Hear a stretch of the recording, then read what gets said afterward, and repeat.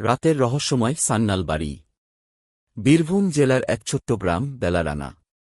গ্রামের শেষ প্রান্তে পুরনো সান্নাল বাড়ি দাঁড়িয়ে আছে, যেন সময়ের বুকে জমে থাকা কোনো স্মৃতি। মানুষ বলে ওই বাড়ি রাতের বেলা ভয়ঙ্কর।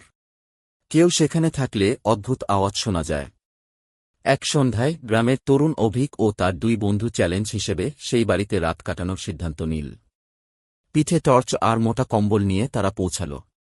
বাড়ির ভেতর ঢুকতেই মনে হল যেন চারপাশের বাতাস হিমশীতল হয়ে গেছে। ঘরের দেয়ালে পুরনো ছবি ঝুলছিল, এক বধূ, সাদা শাড়ি পরা। ছবি থেকে যেন একটা অদ্ভুত শীতল চাহনি তাদের দিকে তাকিয়ে রয়েছে। তারা হাসতে হাসতে ছবি নিয়ে ঠাট্টা করছিল, এমন সময় একটা কানের কাছে ফিসফিসানি শোনা গেল। তোমরা কেন এখানে এলে? তিনজনেই থমকে গেল। চারপাশে কেউ নেই। টর্চের আলোয় দেয়াল পরীক্ষা করতেই একটা দাগ দেখা গেল, যেন কোনো তীক্ষ্ণ নখের দাগ। হঠাৎ ছবির বধূর মুখে একটা ক্ষণস্থায়ী হাসি ফুটে উঠল। ঘরের দরজা প্রচণ্ড শব্দে বন্ধ হয়ে গেল। বাতাসে ভেসে এলো কান্নার আওয়াজ।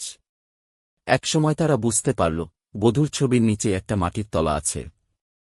অভিক সাহস করে মাটি সরাতে গিয়ে দেখল, সেখানে একটা পুরনো ডায়েরি আর রক্তের দাগ। ডায়েরির পাতায় লেখা ছিল, আমি মরা হয়নি, আমি এখানে আছি।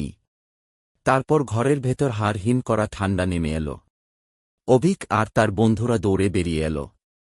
তারা আর কখনো সেই বাড়ির দিকে ফিরে তাকায়নি।